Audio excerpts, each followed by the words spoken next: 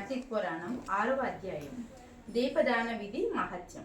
ఓ రాజశ్రేష్ఠుడా, ఏ మానవుడు కార్తీక మాసం నెల రోజులు పరమేశ్వరుని శ్రీ మహావిష్ణువుని పంచామృత స్నానం చేయించి కస్తూరి కలిపిన మంచి గంధపు నీటితో భక్తిగా పూజించునో అట్టి వానికి అశ్వమేధ యాగం చేసినంత పుణ్యం దక్కును. అట్లనే ఏ మానవుడు కార్తీక మాసమంతయు దేవాలయమునందు దీపారాధన చేయను వానికి కైవల్యం ప్రాప్తించును. దీపదానం చేయుట అట్లనే గాక పైడి ప్రతి తానే స్వయంగా తీసి శుభ్రపరిచి ఒత్తులు వేయవలను. వరిపిండితో గాని గోధుమ పిండితో గాని ప్రమిదలు చేసి ఒత్తులు చేసి ఆవు నెయ్యి వేసి దీపం వెలిగించి ఆ ప్రమిదను బ్రాహ్మణుకు దానం ఇవ్వవలను.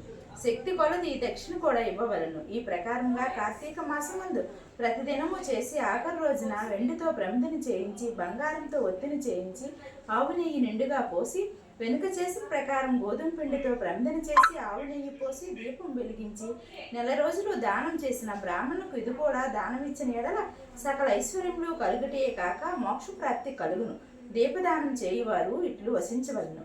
సర్వజ్ఞానప్రదం దివ్యం సర్వ సంపుస్తుభావం దీపదాన ప్రదస్యామి శాంతిరస్తు సదామమ అని స్తోత్రం చేసి దీపదానం చేయవలను. దీని అర్థమేమనగా అన్ని విధముల జ్ఞానము కలుగజేయనిది సకల సంపదలు ఇచ్చింది అగు ఈ దీపదానం చేయుచున్నాను, నాకు శాంతి కలుగుగాక అని అర్థం.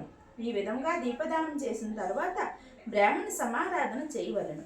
శక్తి లేని ఎడల 10 మంది బ్రాహ్మణులకైనా భోజనమిడి దక్షిణ తాంబూలం నివ్వవలను. ఈ విధంగా పురుషులు గాని స్త్రీలు గాని ఏ ఒక్కరు చేసినా సిరి సంపదలు విద్యాభివృద్ధి ఆయుర్వృద్ధి కలిగి సుఖింతురు. దీని గురించి ఒక కథ కలదు, తెలియజేదును వినమని వశిష్ఠుల వారు జనకంతో చెప్పాను. లుప్త వితాంతవు స్వర్గమున కేగుట. పూర్వకాలంన ద్రవిడ దేశం నందు ఒక గ్రామంన ఒక స్త్రీ కలదు. ఆమెకు పెండ్లైన కొలది కాలంకై భర్త చనిపోయింది. సంతానం గాని ఆఖరి బంధువులు గాని లేరు. అందుచే ఆమె ఇతరుల ఇండ్లలో పనిచేయచ్చు అక్కడే భుజిస్తూ ఒకవేళ వారి సంతోషం కొలది ఏదైనా వస్తువులు ఇచ్చిన ఎడల ఆ వస్తువుల్ని ఇతరులకు హెచ్చు ధరలకు అమ్ముకొనుచు ఆ విధంగా తన వద్ద పోగైన సొమ్మును వడ్డీలకు ఇచ్చి మరింత డబ్బు కూడబెట్టుకొనుచు దొంగలించి తీసుకువచ్చిన సరుకులను వస్తువులను తక్కువ ధరలకు కొని ఇతరులకు ఎక్కువ ధరలకు అమ్ముకొనుచు సొమ్ము కూడబెట్టుకొనిచుండును. ఈ విధంగా కూడబెట్టిన ధనం వడ్డీలకు ఇస్తూ శ్రీమంతుల ఇండ్లలో దాసీ పనులు చేస్తూ తన మాటలతో వారికి మంచి చేసుకుని జీవిస్తుండెను. ఎంత సంపాదించిందేమి ఆమె ఒక్క దినం కూడా ఉపాసం గాని దేవుని మనసారా ధ్యానించుట గాని చేసి ఎరుగుదు. పైగా వ్రతములు చేసిన వారికి తీర్థయాత్రలు చేసిన వారికి చూసి అవహేళన చేస్తూ ఒక్క బిచ్చగానికి పిడికలు బియ్యం పెట్టగా తాను తినక ధనం కూడబెట్టుండెను. అట్లు కొంతకాలం జరిగిన ఒకరోజు ఓ బ్రాహ్మణుడు శ్రీరంగంలోని శ్రీరంగ నాయకులు సేవిస్తూ బయలుదేరి మార్గమధ్యమున ఈ స్త్రీ ఉన్న గ్రామమునకు వచ్చి ఆ దినము అక్కడ ఒక సత్రంలో మజిలీ చేసెను. అతడు ఆ గ్రామంలో మంచి చెడ్డను తెలుసుకొని ఆ పిసినారి స్త్రీ సంగతి కూడా తెలుసుకుని ఆమె గడికి వెళ్ళి, అమ్మ, నా హితవచనములు ఆలకింపు, నీకు కోపం వచ్చినా సరే నేను చెప్పుచున్న మాటలను వినుము అని.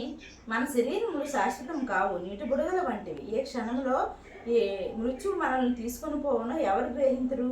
పంచభూతములు సప్తధాతులతో నిర్మింపబడి శరీరం ప్రాణం జీవము అని తెలియజేస్తూ అసహ్యంగా తయారవును. అటువంటి నీవు నిత్యమని భ్రమిస్తున్నావు. ఇది అజ్ఞానంతో కూడిన దురాలోచన తల్లి. నీవు బాగా ఆలోచించుకొనుము. అగ్నిని చూసి మిడత దాన్ని తినేద్దామని భ్రమించి దగ్గరకు వెళ్ళి భస్మం అగుచున్నది. అట్లనే మానవుడు కూడా ఈ తను శాశ్వతమని నమ్మి అంధకారంలో పడి నశించుచున్నాడు. కాన నా మాటలు ఆలకింపి నీవు తినక ఇతరులకు పెట్టక అన్యాయంగా ఆర్జిస్తూ ధనం ఇప్పుడైనా పేదలకు దాన ధర్మం చేసి పుణ్యం సంపాదించుకొనుము.